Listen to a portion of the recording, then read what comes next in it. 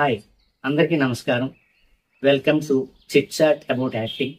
I'm Raja Rambabu, acting coach. మనం గతంలో చతుర్విధ అభినయాల్లోని మొదటి అంశమైన ఆంగికం గురించి మాట్లాడుకున్నాం. ఈరోజు వాచకం గురించి మాట్లాడుకున్నాం. వాచకం అంటే డైలాగ్, స్పీచ్. ఇంగ్లీష్లో స్పీచ్ అనగానే ఉపన్యాసం అనుకుంటారు, కానీ ఇక్కడ వేరే అర్థం వస్తుంది. ఇక్కడ స్పీచ్ అంటే మాట్లాడే విధానం, భాష, మన ఇంటోనేషను, యాక్సెంట్, మాడ్యులేషను అనే రకరకాలుగా మాట్లాడుతూ ఉంటాం కదా. మనం మాట్లాడే విధానంలోని పాజ్, స్ట్రెస్, ఇలాంటి విషయాలన్నీ ఈ వాచకం కోవలోకి వస్తాయి అన్నమాట. మాట్లాడేటప్పుడు రకరకాల ఎమోషన్స్ తోటి వాయిస్లో వేరు మాడ్యులేషన్స్, లెవెల్స్ మారిపోతుంటాయి.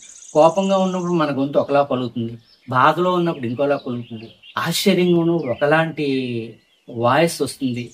కొంతమందికి బేసిక్గా స్పీచ్ అనేసరికి కొంతమందికి హస్కీ వాయిస్ ఉంటుంది, కొంతమంది గొంగురు గొంతు ఉంటుంది, కొంతమంది చాలా సాఫ్ట్గా కూల్గా మాట్లాడతారు, కొంతమంది తొందరగా తొట్టుపాటుగా ఏం మాట్లాడుతున్నారో తెలియదు, కొంతమంది ప్రతి అక్షరాన్ని పట్టి పట్టి పట్టి మాట్లాడుతుంటాం. ఇది వాళ్ళ యొక్క ఆర్టికులేషన్, ఈ ఫేషియల్ బోన్ స్ట్రక్చర్ని బట్టి, వాళ్ళ గొంతు ఫార్మేషన్ బట్టి అలా ఉంటుంది.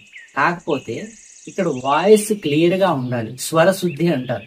స్వరశుద్ధి జరగాలి అంటే మన గొంతులో ఎన్నో ఇంప్యూరిటీస్ ఉంటాయి. ఆ ఇంప్యూరిటీస్ సాధన ద్వారా మనం తొలగించుకోవచ్చు. మనకి స్పీచ్ అంటే వాచకంలో ఏ విధంగా సాధన చేయడం ద్వారా మన స్వరశుద్ధిని మెయింటైన్ చేసుకోవాలి అన్న దాని మీద రకరకాల ఎక్సర్సైజెస్ ఉన్నాయి. ఫర్ ఎగ్జాంపుల్, లో పిచ్లోను, మిడిల్ పిచ్లోను, హై పిచ్లోను రాగాలు తీయటం, అలాగే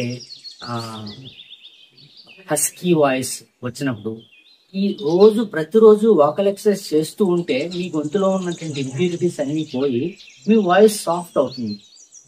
husky voice, buzzing voice, hissing sounds వస్తాయి కదా, అవన్నీ కూడా ప్యూరిఫై అయ్యి పర్ఫెక్ట్గా వస్తాయి. అలాగే మాట్లాడే విధానంలోని ప్రతి మాట వినబడేటట్టుగా స్పీక్ అవుట్ అంటారు. మనం యాక్టింగ్లో, నటనలో ఎప్పుడు కూడాను అంటే డైరెక్టర్ ఇచ్చిన సజెషన్స్ ప్రకారంగా ప్రతిదీ మనం బయటికి మాట్లాడాలి.